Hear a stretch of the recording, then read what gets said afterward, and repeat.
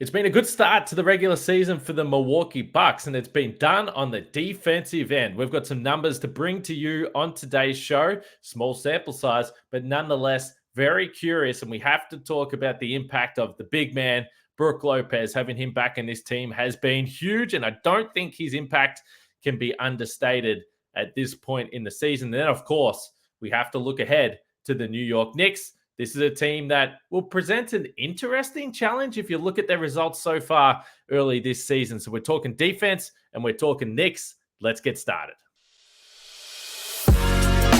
You are Locked On Bucks, your daily Milwaukee Bucks podcast, part of the Locked On Podcast Network, your team every day.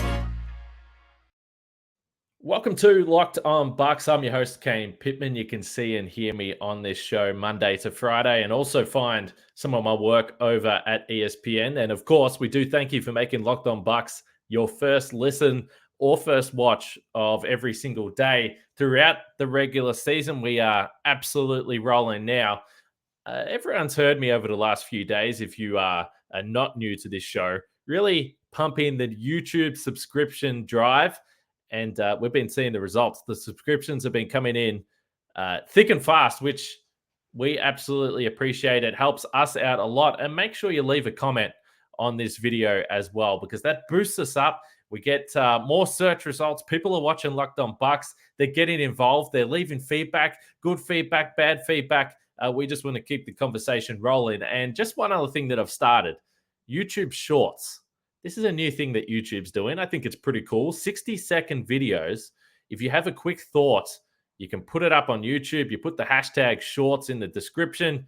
I've got a shorts section on the Locked On Bucks channel now. I'll do post-game recaps, particularly on the weekend. If we aren't doing a full show, I'll keep some content rolling on the channel. So make sure you check them out and leave us some feedback there as well, because look, I don't know if you guys are happy with the show unless you let me know. You tell me what you want me to talk about. But for today, at least, we are talking defense. Now, I get to loosen up a little bit here today. I'm podcasting solo, which means that I've got a chance to run through some numbers, and we are going to be talking defense. The Bucks right now, 3 games. 3 games. So let's not get too carried away. A lot of this stuff is incredibly noisy to this point in time. So we're not drawing any massive conclusions from this. We're just putting it on the radar, and we did this through the preseason as well. The Bucks right now ranked number 1 in defense really comfortably. They've had great performances against Philadelphia, against the Brooklyn Nets, and against the Houston Rockets. So the defensive rating right now, 98.3. There's no question. If that held, they would be the number 1 defense in the league, probably comfortably.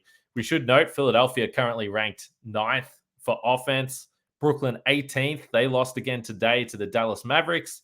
And then Houston's ranked 26th. So they haven't exactly faced off against a juggernaut so far. But I think what we've seen has been highly encouraging.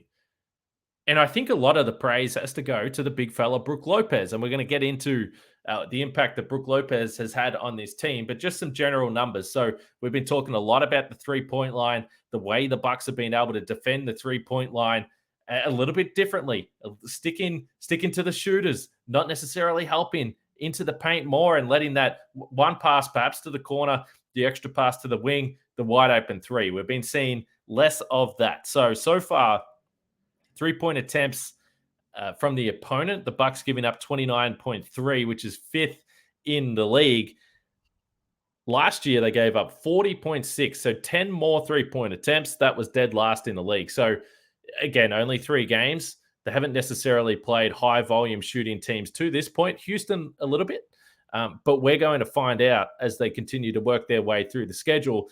But this absolutely marries up with what we've seen in the preseason, and it also marries up with what we've heard from the coaching staff. There was an emphasis to say, look, we know what we're really good at. Our bread and butter is the defense in the paint, but maybe we don't have to leave it to complete chance that a shooter like Grant Williams isn't going to go off and blow you away in Game 7 of a postseason.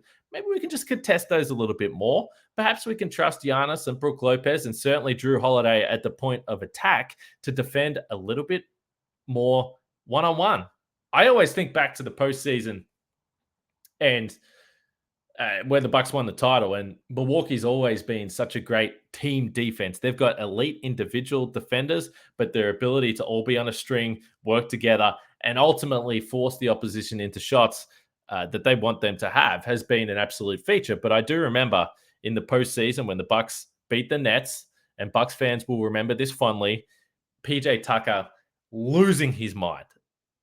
His head felt like it was about to blow off his shoulders. He was that frustrated with the extra help that was coming. He wanted Kevin Durant on his own. Now, part of that is pride, I'm sure. He's defended Kevin Durant a lot. But I think part of it was that he understood that Kevin Durant is Kevin Durant. If he wants to get his shot, he's going to get his shot. We don't need to send two guys as obvious as we are doing that, because he's also a super smart player and he's going to make the extra pass. They're going to get a bunch of threes.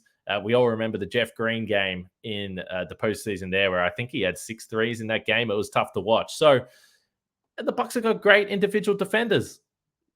There are some guys that have some question marks, certainly, but a bit more trust is what the Bucks need. Now, in terms of that 3-point attempt number from the opposition, so 10 fewer so far per game, only 3 games. One thing that is worth noting is the fact that the opposition is shooting 31.8% from 3, which is the 5th best opponent 3-point mark in the league. And by 5th best, I mean 5th lowest. So that's a good number for the Bucks. Last year, they were at 35.6. So you ask yourself and you say, well, look, 31% is very low. That's probably going to come up a little bit. There's no doubt about that. Particularly when you look at the wide open 3-point attempts. So this is coming via NBA tracking data here. So there's good and bad in this number. And when I say bad, perhaps there is room for this number to move. But so far, the Bucks are only giving up 13.7 wide open 3-point attempts per game. Last year, they gave up 20.3. So again, around 7 fewer 3-point attempts wide open. So the overall difference in all varieties of 3-point attempts is 10. So they've cut back on 10. But 7 of the attempts that they've cut back on so far are of the wide open variation. And those are the ones that you don't want to give up to most shooters that will knock them down. Now, so far, the opposition is only shooting 31% on those wide open threes. So again, that will probably come up. But so far, it's not just the fact that they are giving up fewer threes, but they are giving up fewer wide open threes, which is exactly what the Bucks wanted to do. And the wide open 3-point attempts, dead last for the volume last year for the opponent. This year, it's into 6th. So this is something to watch moving forward for Milwaukee. If you want to cut down on 3-point attempts, certainly you want to cut down on the attempts from the corner. And most certainly you want to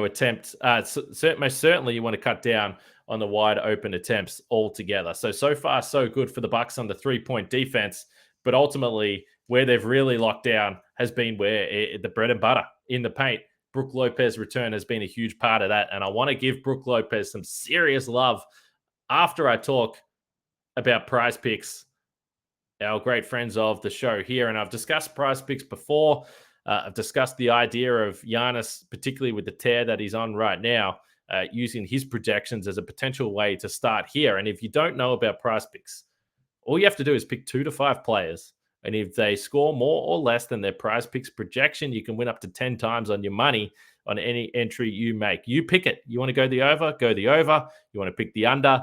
You do that as well. There's no competing against other people. It's just you versus the projections available, and entries can be made in 60 seconds or less. It's that easy. They're safe and fast withdrawals that can be used on the website and app, and currently operational in over 30 states and also Canada. So download the Prize Picks app or go to prizepicks.com and sign up to play daily fantasy sports. First-time users can receive 100% instant deposit match up to $100 with the promo code Locked On. That's pretty simple there. If you deposit $100, you'll get $100. If you deposit $50, Prize Picks will give you $50. So don't forget to use the promo code Locked On at sign up for an instant deposit match up to $100. That's prizepicks.com. Daily fantasy made easy.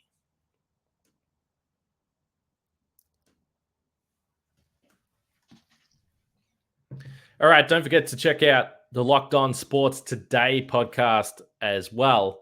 You can hear about everything that's going on in the sports world, not just in the NBA, but across Everything else, Thursday night football tonight, I'm sure they'll be talking about that. I got no idea who's winning that game. I don't really watch football, but if you listen to the Locked On Sports Today podcast, you will find out. There is no doubt about that. So check it out after you're done with Locked On Bucks. All right, Brook Lopez. Let's cut to the chase here. Last year, the Bucks, Bobby Portis did an outstanding job. I'll get to Bobby in just a little bit. But they didn't really have a true five on the roster. They tried different guys. They tried DeMarcus Cousins. They tried our old friend Greg Monroe. And those little tryout periods were fun for a little bit. But I don't think anyone really felt that that was the solution to the Bucks moving forward, with the significant concern that Brook Lopez wasn't going to get back from the back injury, from the back surgery that he had. We had no info on that. The Bucks weren't giving anything away outside of they were pretty comfortable with his progress. So Brook came back. I thought he was good, but he couldn't have possibly been in the greatest shape after missing as much time as he did. This season, he looks phenomenal. Now, he's playing 29 minutes per game at the moment. That's probably on the high end for Brook, and probably on the high end of where I think he'll end up across the course of the regular season. I think the Bucks will like to give him some rest. They have actually got the insurance of Serge Ibaka on the roster. They didn't have that last year. I was surprised that Serge came back to the Bucks and signed as a free agent, but I love it because now at least you have a big body. You're not hunting for that backup guy if you need someone, on a back-to-back or in a game where Brook, just needs a night off.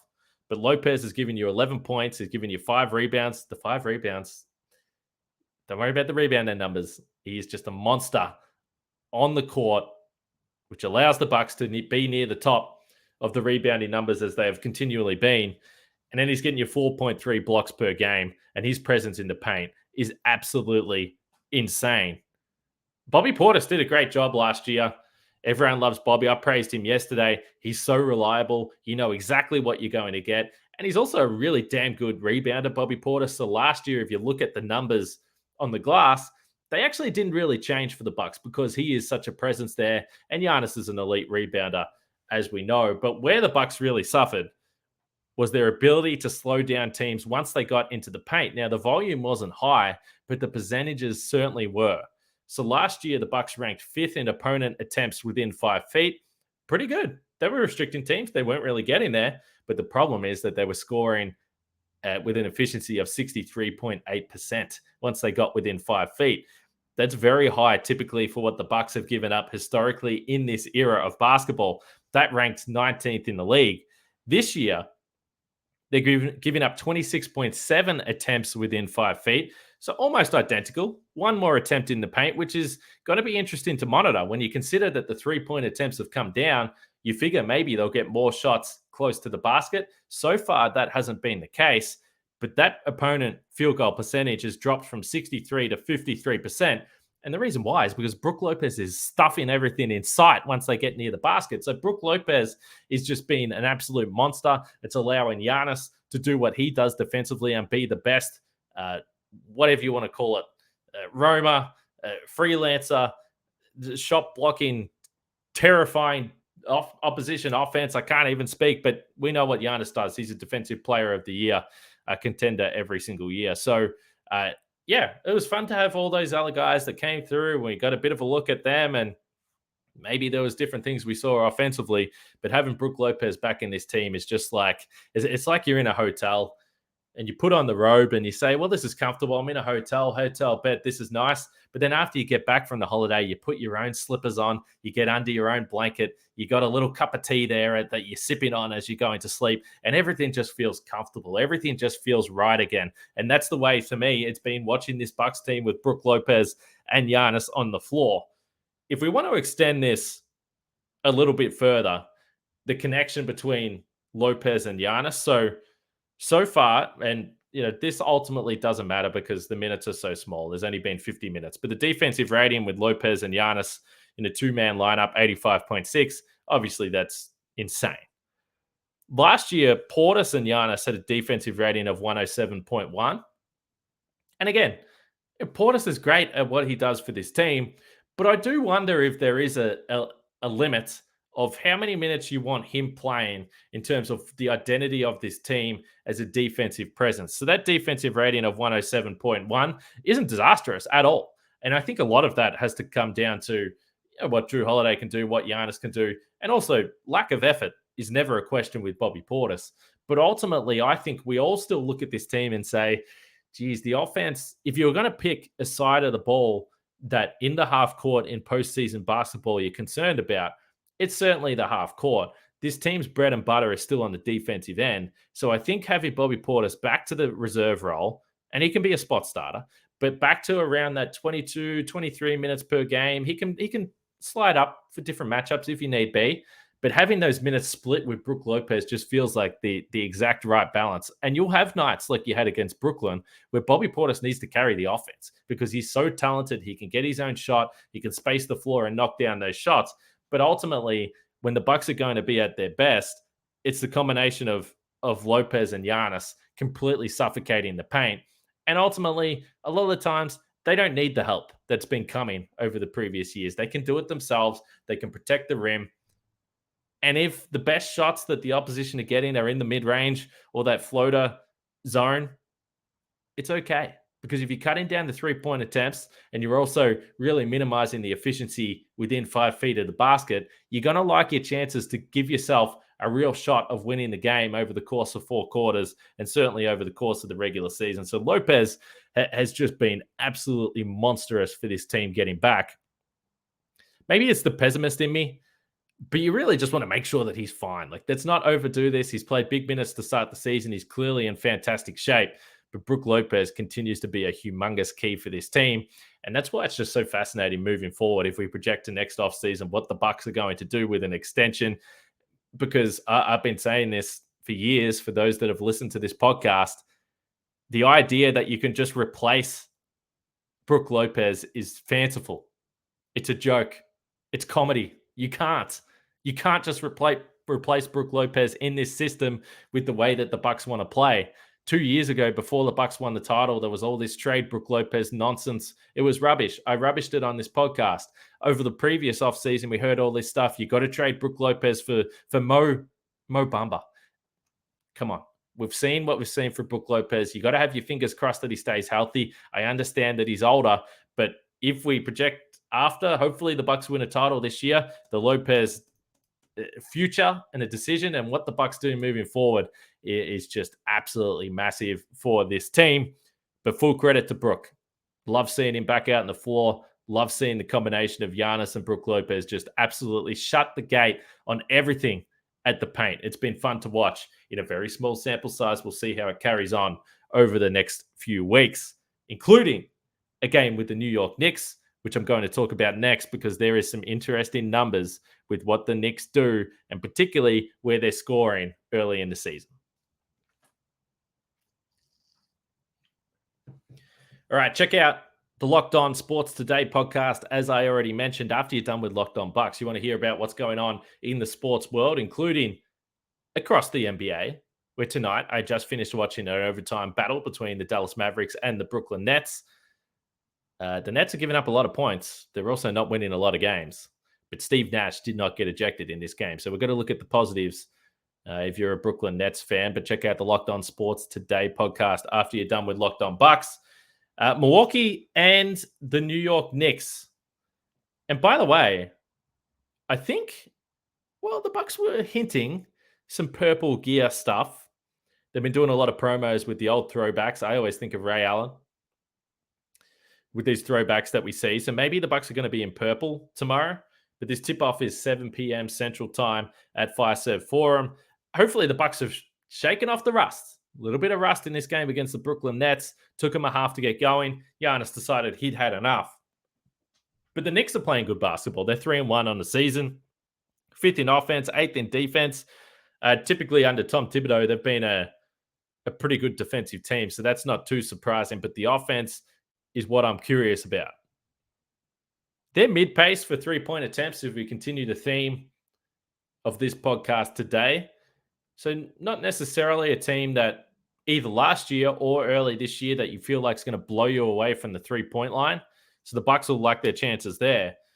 But a number that staggered me, and I must admit, I haven't watched a lot of the Knicks to start this season, so I'm not going to dive into their team like I know everything that's going on. But they're first in the league for points in the paint. They're scoring 64 points in the paint per game, which is a humongous number.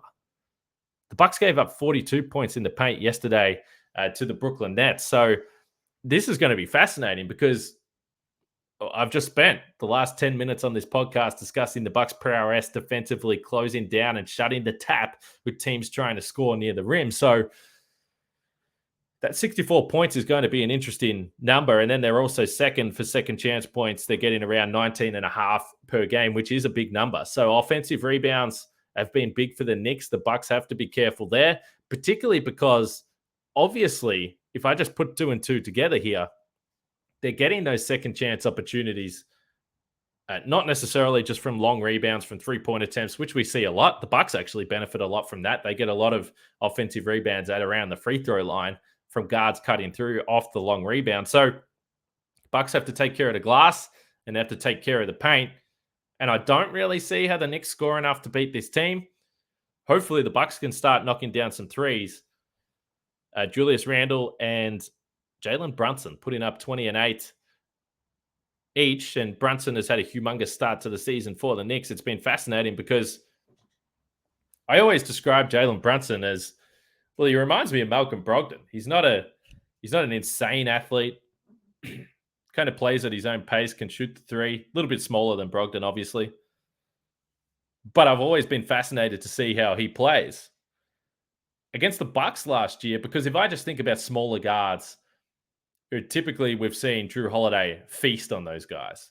Last year in 2 games against the Bucks, Jalen Brunson averaged 37 minutes per game, so he played huge minutes, but he only scored 34 points across the 2 games on 27 shots. So not efficient and not a huge factor for the Dallas Mavericks in those games there. So Drew Holiday versus Jalen Brunson is the matchup that I'm watching in this game. And let's be honest, Drew Holiday will be looking for a breakout performance as well. He hasn't had a great start offensively to the season so far. So we'll see what Drew Holiday can do in this one. Bucks and the Knicks. Milwaukee, the last undefeated team in the league, which is obviously fun for us here at Locked On Bucks, and we're hoping that will continue. So back-to-back over the weekend.